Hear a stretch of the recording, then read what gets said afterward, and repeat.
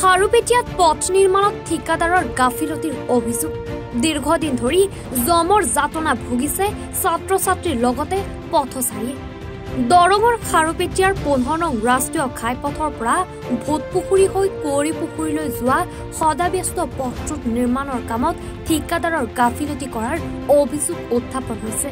এই পথেৰে নিতৌ অহা যোৱা কৰে বিভিন্ন বিদ্যালয় মহাবিদ্যালয়ৰ ছাত্ৰ ছাত্ৰীৰ লগতে শ শ পথচাৰী। পথটোৰ নিৰ্মাণৰ কাম লেহেমীয়া হোৱাৰ বাবে জমৰ যাতনা ভুগিছে ছাত্ৰ ছাত্ৰীৰ লগতে পথচাৰীসকলে। উল্লেখ্য যে নাম ফলকৰ তথ্যমতে পথটোৰ নিৰ্মাণৰ কাম 2022 চনত আৰম্ভ হৈ সমাপ্ত হ'ব 2023 চনত। কিন্তু 2024 চনতো পথটোৰ নিৰ্মাণৰ 50% কাম সম্পূৰ্ণ নহল। পথৰ দুয়োকাষে জেচিপিৰে গাঁত খান্দি থোৱাত দীৰ্ঘদিন অসুবিধাৰ সন্মুখীন হৈ থকাৰ পাছত শিল বালি দি উধাও হৈছে ঠিকাদাৰ। সামান্য বৰষুণতে পথৰ ঠায়ে ঠায়ে একাঠু পৰ্যন্ত পানী জমা হয়। ভয়ংকৰ অঘটন সংঘটিত হোৱাৰ পূৰ্বে পথটোৰ নিৰ্মাণৰ কাম সম্পূৰ্ণ কৰিবলৈ বিভাগীয় কৰ্তৃপক্ষৰ ওচৰত দাবী জনাইছে ক্ষোভিত ৰাইজে। আজি এইটো ৰাস্তা যিটো আছে 15 নম্বৰ ৰাষ্ট্ৰীয় ঘাইপথৰ পৰা নাগেশ্বৰৰ পৰা আপোনাৰ চিধা কোৱাৰীপুৰলৈকে যায়। যিটো ৰাস্তা যিটো আজি চিটুৱেশ্যন ভাল ৰাস্তা, ইহঁতে গাঁত দুইফালে গাঁত খান্দি ডাঙৰ ডাঙৰ মানে পুখুৰী বনাই ৰাখিছে।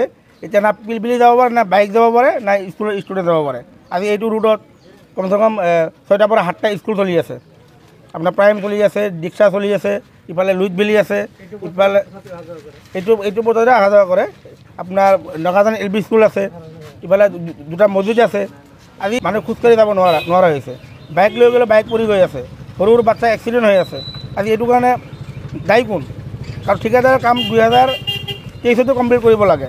এতিয়া মেৰামতিৰ কাম আহি গ'ল, মেৰামতিটো দূৰৰ কথা আমাৰ নতুন কামখিনি হোৱা নাই। এতিয়া স্কিমৰ পইচাখিনি উঠাই খোৱা ধান্দাই লৈছে নেকি, সেইটো আমি ধৰিব পৰা নাই। আৰু আমাৰ যিখন MLA আজি দলগাঁও সমষ্টিৰ আৰম্ভণি ক'বলৈ গ'লে আমাৰ এইটো ৰোডে পৰে ষ্টাৰ্টিৰ পৰা, ইফালে মঙলদৈ সমষ্টি আছিলে।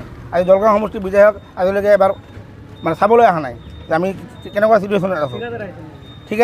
ঠিকাদাৰ নাহে, কিন্তু মানুহ মাজে মাজে আহে, আহিখিনি দুকমাক খেলি লৈ যায়। আৰু 2 বছৰৰ পৰা আমি এইটোৱে চাই আছোঁ। আৰু আপোনাৰ বিধায়ক যিটো আছে, বিধায়ক আপোনাৰ ঠিকাদাৰৰ লগত কিবা মিলাপ্ৰীতি আছে নেকি? কাৰণ যিখিনি কাম গভৰ্ণমেণ্টৰ পৰা স্কিমত আহিছে পইচাটো ঠিকাদাৰে উঠাই ল'ব, আৰু লাষ্ট আপোনাৰ যিখিনি কাম আমাৰ ইয়াৰ লগত হ'ব লাগিছিল সেইটো হোৱা নাই।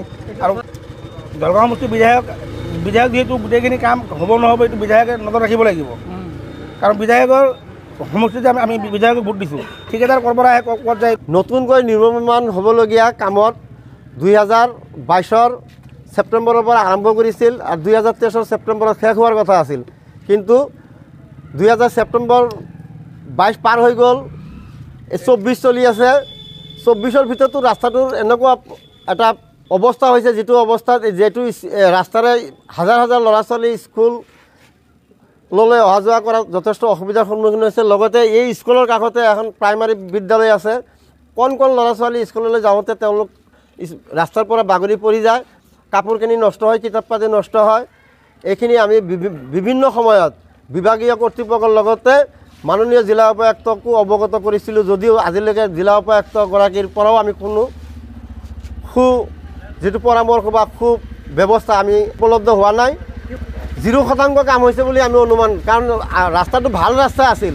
সেই ৰাস্তাটো দুটা ছাইডত গাঁত খান্দি ৰাস্তাটো একদম মানুহ চলাচলৰ অনুপযোগী কৰি পেলাইছে। উপযোগীটো দূৰৰ কথা, এইটো অনুপযোগী। মানুহ অহা যোৱাৰ কৰাত যথেষ্ট এক্সিডেণ্টৰ সন্মুখীন হ'বলগীয়া হৈছে আমি এইটো ৰাস্তাৰে।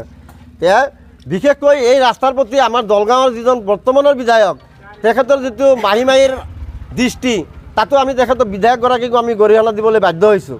কাৰণ বিধায়কগৰাকী এতিয়া তেখেতক আমি ক'বলৈ বাধ্য হৈছোঁ, তেখেতো এই ৰাস্তাৰ প্ৰতি তেখেতৰ কি এটা ঠিকাদাৰৰ প্ৰতি কি মৰম বা কি আদৰ আছে আমি নাজানো। বিধায়কগৰাকীকো এই ৰাস্তাৰ বিষয়ে আমি অৱগত কৰাৰ পিছতো বিধায়কগৰাকীয়ে কোনো ধৰণৰ মনোযোগ দিয়া নাই। যদি আজি 3 বছৰ চলি আছে, 1 বছৰৰ ভিতৰত ৰাস্তাটো কমপ্লিট হোৱাৰ কথা আছিল, এতিয়া 2 বছৰ পাৰ হৈ যোৱাৰ পিছতো যদি ৰাস্তাৰ প্ৰতি বিধায়কগৰাকীৰ কোনো ধৰণৰ নজৰ নাই, তা আমি বিধায়কগৰাকীক খণ্ডন নকৰি কাক কৰিম? কাৰণ বিধায়কগৰাকীক এই ৰাস্তা সম্পৰ্কে আমি অৱগত কৰিছোঁ, কৰাৰ পিছতো বিধায়কগৰাকীৰ কোনো মনোযোগ নাই, কোনো আহ্বান তেওঁ কৰা নাই। তাৰমানে সংখ্যালঘু অধ্যুষিত অঞ্চল হোৱাৰ কাৰণে বিধায়ক আৰু আপোনাৰ এই ঠিকাদাৰগৰাকীয়ে কয় মোক কাম দিছে চৰকাৰে মোক জবাবদিহি কৰক, মই চৰকাৰক জবাব দিম, ৰাইজকতো জবাবদিহি কৰিব নোৱাৰে মোক। এনেকুৱা ধৰণৰ মন্তব্য, এই তুলুঙা মন্তব্য কৰে ঠিকাদাৰগৰাকীয়ে। ঠিকে যদি ৰাস্তা ঠিক নকৰে, যদি এই 2-4 দিনৰ ভিতৰত এই সপ্তাহত যদি এই ৰাস্তাত কিবা অঘটন ঘটে, ঠিকাদাৰগৰাকীক জগৰীয়া কৰি আমি এজাহাৰ দিবলৈ বাধ্য হ'ম। খাৰুপেটীয়াৰ পৰা শৈবৰ মণ্ডলৰ ৰিপৰ্ট, এনি ভাৰত 24।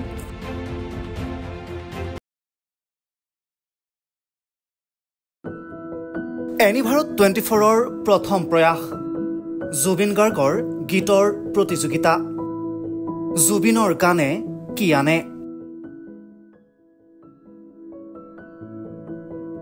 অডিশ্যনৰ বাবে যোগাযোগ কৰক 8638661821 আৰু 8812831556 নম্বৰত। এনি ভাৰত 24 উদ্যোগত এটা নতুন সংগীতৰ প্ৰতিযোগিতা আয়োজন কৰা হৈছে, য'ত মোৰ গানৰ প্ৰতিযোগিতা হ'ব। আপোনালোকে তাত প্ৰতিযোগী হিচাপে আহিবলৈ পাৰিব আৰু মোৰ ফালৰ পৰা আন্তৰিক শুভকামনা জনাইছোঁ। আৰু অনুষ্ঠানটোৰ নাম হৈছে গানে কি আনে। সকলোকে মৰম জনাইছোঁ, সকলোৱে আহক, ইয়াত অংশগ্ৰহণ কৰক। Thank you very much. Love U.